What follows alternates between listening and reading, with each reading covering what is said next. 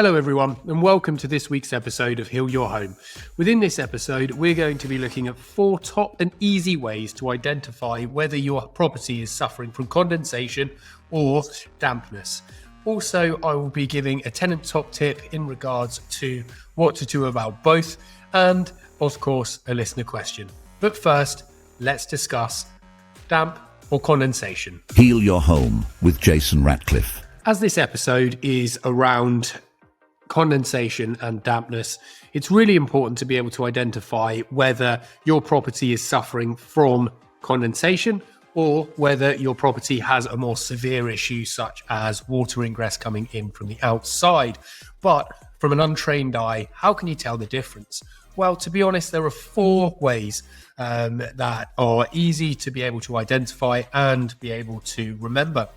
The first way is location and pattern. So this is very much to do with what condensation looks like. And it normally forms around cold areas such as windows, around the edges of windows, around the corners of or the junctions of ceilings and walls, for example, or also on the top, the ceilings above extractor fans. As you can imagine, it's drawing the steam, so all of that moisture in the air through towards the extractor fan. Some of it may not quite get there, and it attaches itself to the ceiling above, which obviously then forms water droplets and then can naturally turn into a perfect breeding ground for black spot mold. So this is very much an issue that is inside the building, whereas water ingress, so dampness, there is no necessary pattern to what this can look like, because it can come from anywhere. It can come from outside the property, it can come from inside the property. So to be honest with you, it is very localized. It can be very obvious, so discoloration or paints, blistering, blooming, damp staining, or if it's really long standing, there's something called efflorescence, which essentially is salts and minerals that come through the masonry. And this can be pushed through due to water ingress. So this is something which is harder to identify the source of unless you are trained within that subject.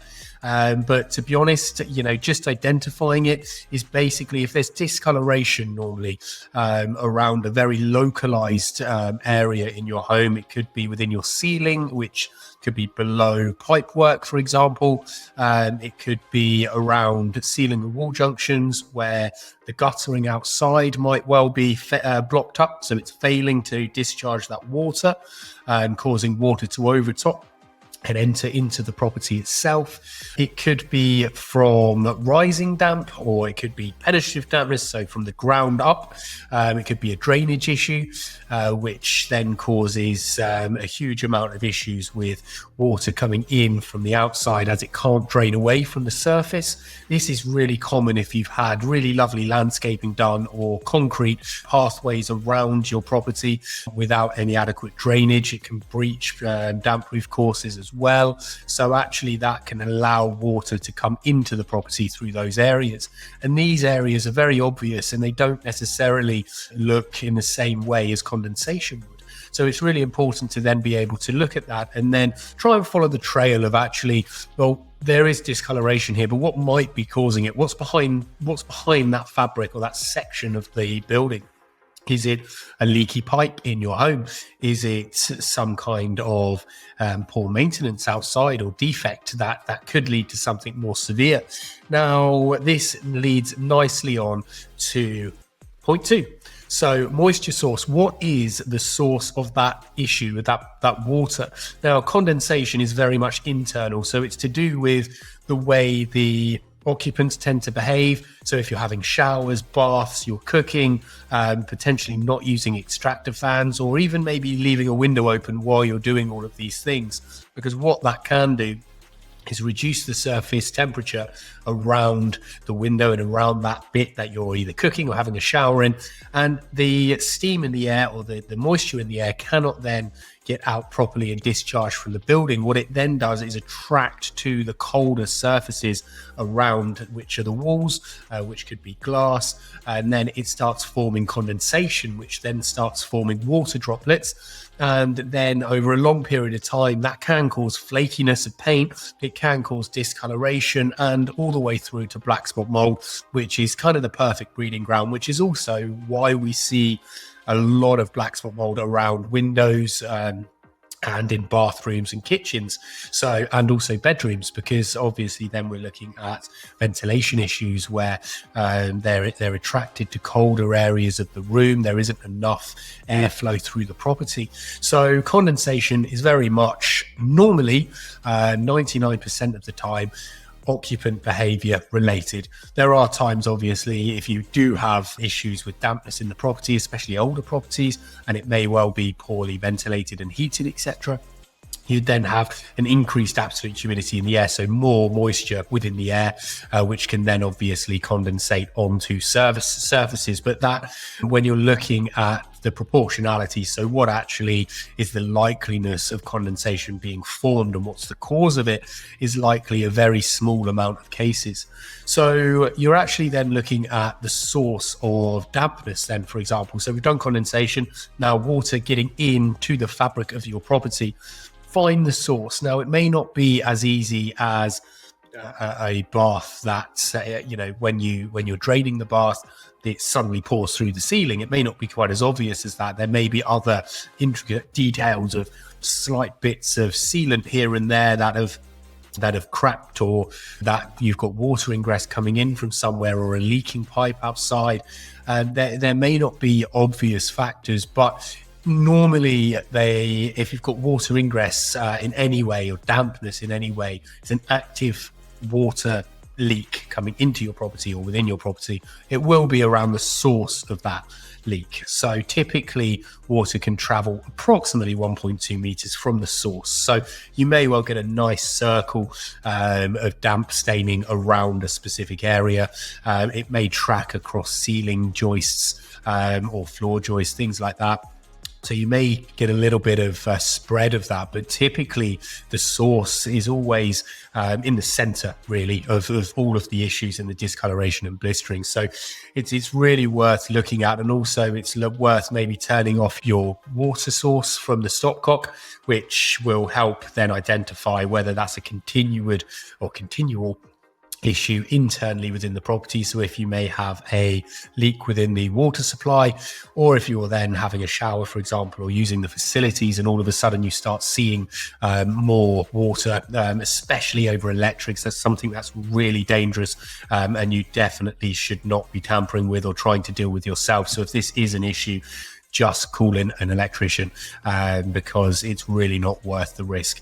So, again, that then leads to visual signs. So really, really nicely comes to the fact that condensation is droplets and forms in specific areas of the property, but then inevitably turns to black spot mold if left. So looking at the visual aids or visual evidence of moisture ingress, you're looking at things that are very much out of the blue and very much obvious. It will be very obvious even from an untrained perspective if you have rising damps and there'll be a tide going around specific walls, for example. If you have significant water ingress coming in through the pointing around your windows, you will end up having quite an aggressive looking evidence. Even if it's just discoloration to the paintwork, there will be something that is really doesn't sit right within that area, and that's really important. So the visual aids are an indication, really, if something doesn't look right within your home and it doesn't form the patterns of condensation, and it's even if you put your back of your palm to the surface, if it feels a lot colder or wetter, obviously, than the rest of the wall or the surface, you can then be looking at water ingress, which you need to take action on. So that's really important. If you notice any type of potential water ingress or dampness You need to get a professional in there to actually identify the true source and be able to remediate that, because if you don't catch it early enough, it will likely spread. It's not going to repair itself, and it will cost more and more money and be more of an issue because it will spread. It will deteriorate the materials. It will get into all the electrics, the services, everything, and cause unknown amount of issues. But then also you're looking at ventilation and seasonal issues. So this is point 4. So seasonal issues, condensation really comes around when the outside weather is colder. So you're putting your heating on and you're potentially not utilizing ventilation. So, and again, it's within those areas that are utilized from showers, for example, kitchens and bedrooms. They're the key areas really that suffer from condensation issues, because you're producing steam, and if you're then not ventilating correctly to an outside source, we do normally recommend 20 minutes of a runoff time, which means when you turn the light off or you stop cooking, you then run that for 20 minutes. So then it allows that extraction unit to be able to get rid of all that steam to prevent it from causing condensation. But essentially, condensation normally arises within colder months, and dampness, there is no seasonal variations or when you may be looking for patterns. It will just enter into the home whenever a defect happens. Now, of course, in winter months, there are higher risks of water ingress in the sense of, obviously, it's a lot wetter weather, but also if pipes are freezing and you're then trying to defrost them or use your services, they can break, burst, blister, and all sorts of things can then start going wrong. So yes, there are higher risks within winter, but typically dampness can happen any time of the year. So I hope those 4 things help. And to be honest with you, they are all you need to know. It's not overly complicated from an identifying perspective. But if you are unsure of anything, just get in contact with a professional. And now, a listener question for Heal Your Home. So the listener question for this week is from Michelle in Leeds. She has an apartment within a solid brick Victorian property in the centre of Leeds. It's a lovely place. I absolutely love Leeds, and the buildings there are amazing. But anyway, thank you so much for listening. I hope that this is giving you some value. But your main issue is whether or not it's condensation or damp that's leading to the black spot mold behind your furnishings. Now, this is a really common issue with older buildings, especially solid construction, whether that's stone, cob, brick, whatever it may be, when people put furnishings such as wardrobes, beds, etc., flush with the external walls. Now, the walls, especially solid walls that are older, they will need to breathe, and they are naturally damp. If you put a damp meter onto one of those walls, even if it's in perfect condition, well renovated and maintained, it will flag as high damp, guaranteed, unless it's dry lined, of course. But this is something that a lot of people may not understand when they're living in these types of buildings. Now, this is a really common issue, so I would definitely suggest moving your furniture away from the outside walls and allowing them to be able to breathe, have a gap, so allow air circulation from any furnishings to the internal face of the wall. That should really help. If the issue still persists, then there may well be some hidden issues there which may need addressing, but most likely it will be through the furnishings. It's really important, even with picture frames on walls, for example, making sure that they have spaces behind them so that they're not directly flush with the wall, because anything directly flush with the wall, it will not allow any breathability and ventilation, and then what that moisture will do is just sit there, and over time that's then obviously going to cause black spot mold. So I hope that helps, and please take it seriously, because black spot mold can cause all sorts of health issues. And again, thank you so much for listening. Jason's Tenant Top Tip. So for this week's episode, our Tenant Top Tip is all around how to mitigate and manage condensation, and also then therefore hopefully completely prevent black spot mold. So This episode has touched on occupant behaviour and how that can have a significant effect on condensation. But you as a tenant have the right and also the obligation and the requirement to be able to understand these, and the way that you're using your home actually has a detrimental effect on the property itself, but also can have a very positive effect. So making sure you're utilising all of your extractor fans accordingly. If an extractor fan is not working properly, making sure you're informing your landlord, because all of your extractor fans need to be externally vented, running for 20 minutes after they need to be used, and they need to be adequate enough to deal with the condensation within that room.